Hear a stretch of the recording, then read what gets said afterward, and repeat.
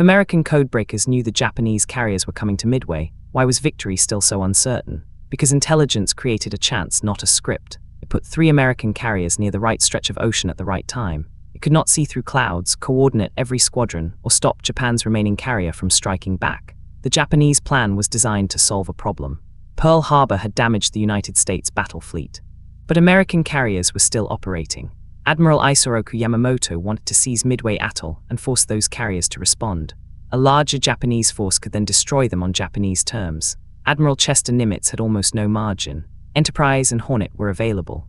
Yorktown had been damaged at the Battle of the Coral Sea and was pushed through urgent repairs at Pearl Harbor. Those 3 flight decks were the force he could place in the expected battle area, but expected is doing a great deal of work. At Pearl Harbor, a naval intelligence unit called Station Hypo studied the Japanese naval code known in American records as JN-25. The popular version often turns this into a locked message that suddenly opened. That is not what happened. Analysts could read fragments. They combined them with call signs, message volume, routing patterns. Japanese operating habits and information from other stations. They never held a complete Japanese operations order. Their problem was a target designator, a F. By March 1942, analysts in the Philippines had connected a F with Midway. Stations in Australia and Hawaii reinforced that judgment. Joseph Rochefort, who led Station Hypo, and Pacific Fleet Intelligence Officer Edwin Layton were convinced. Analysts in Washington still considered other possibilities. Nimitz had to decide which interpretation deserved 3 scarce carriers. That is where the famous water story belongs. Midway sent an uncoded message saying its water production system had failed. Soon afterward, American listeners intercepted a Japanese report that our F was short of fresh water. Our F was Midway. The test did not discover Midway from nothing. It confirmed an existing analysis and helped end the argument. Later eyewitness testimony credits intelligence officer Jasper Holmes with proposing it, while the surviving paperwork does not preserve every step. The episode is real. The neat chain of authorship is less complete than the legend. There was one more critical layer. On 25 May, American cryptanalysts recovered enough of a Japanese date system to estimate that the Aleutians would be attacked on 3 June and Midway on 4 June. Other traffic suggested the forces involved and their likely approach. None of this was a live map. It was a forecast assembled from incomplete evidence. Nimitz acted on it. He reinforced Midway and placed Enterprise, Hornet and Yorktown northeast of the atoll before the main Japanese carrier force arrived. The exact positions changed as the task forces maneuvered. What mattered was the geometry. The American carriers were already waiting on the flank of a force that expected them to react later. That was the intelligence victory. Now the battle had to find itself. Before dawn on 4 June, Japanese carriers launched their attack against Midway. Search aircraft spread out over the ocean, but the pattern was limited. One Japanese scout passed near the American force without seeing it through cloud. Another scout from the cruiser Tone launched late and eventually reported American ships. Yet official route analysis warns against making that delay the single cause of surprise. On the prescribed route, an on-time launch might still have missed the carriers. American patrol aircraft also had to search. A Midway-based plane found the Japanese carriers that morning and transmitted a contact report. Intelligence had brought the fleets into the same battle space. Reconnaissance still had to locate moving ships inside it. Midway was not passive bait. Its aircraft were already airborne when the Japanese strike arrived, and crews on the atoll continued operating through the attack. Land-based bombers and torpedo aircraft went after the Japanese carriers in separate, unsuccessful waves. They scored no decisive hit, but they forced maneuver and added more demands to an already crowded morning. The returning Japanese strike leader reported that Midway needed another attack. At the same time, the carriers had to recover the first wave, defend against incoming aircraft, interpret uncertain ship sightings, and decide what weapons the reserve aircraft should carry. This was not one clean pause in which every aircraft waited, fully armed for a single order. It was a moving sequence of recovery, rearming, evasive turns, and incomplete reports. Then launch decisions turned the opportunity into confusion. The American carriers sent out large groups.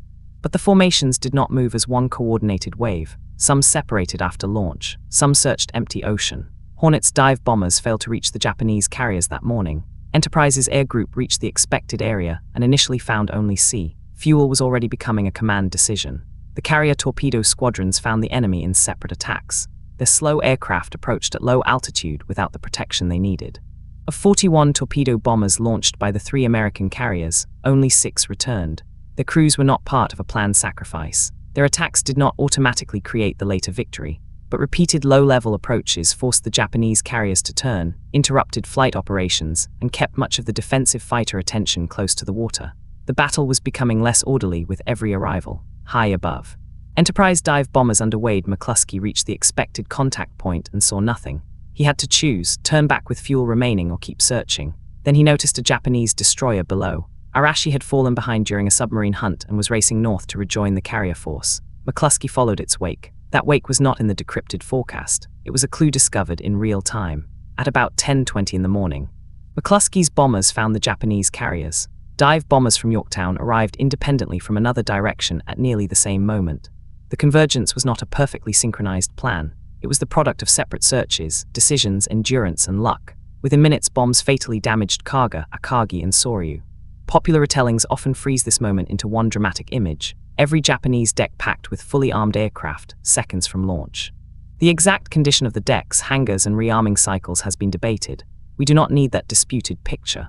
What is established is that the carriers were maneuvering through repeated attack cycles. Their operations had been disrupted, and 3 of them received fatal damage in one compressed window. But one Japanese carrier had not been hit. Hiryu launched 2 counterstrikes against Yorktown. The first attack hit with bombs. Yorktown's crew controlled fires, restored power, and resumed enough operations that the second Japanese group initially mistook her for a different carrier. Torpedoes then struck, and the ship was abandoned when the list became severe. So even after the supposed ambush had destroyed 3 carriers, one surviving Japanese flight deck could still remove 1/3 of Nimitz's carrier force from the battle. Yorktown would later be attacked and sunk by a Japanese submarine. Hiryu's aircraft disabled her, but did not deliver the final sinking. American scouts eventually found Hiryu. Dive bombers, many launching from Enterprise, struck her late that afternoon. The 4th Japanese carrier was left burning and was later scuttled. The United States had won a decisive carrier battle, but the path from intelligence to victory was anything but automatic. The Codebreakers had identified Midway, narrowed the time window, and helped reveal the likely approach. Nimitz converted that estimate into a calculated deployment. Patrol crews then found the enemy. Carrier commanders launched under uncertainty. Torpedo squadrons paid a catastrophic price. McCluskey followed one destroyer's wake. 2 groups of dive bombers arrived together without having planned that convergence. Damage control teams briefly returned Yorktown to the fight. Hiryu proved that the outcome could still turn. So why was victory uncertain even when the Americans knew the Japanese carriers were coming? Because intelligence controlled the opening geometry, not the battle itself.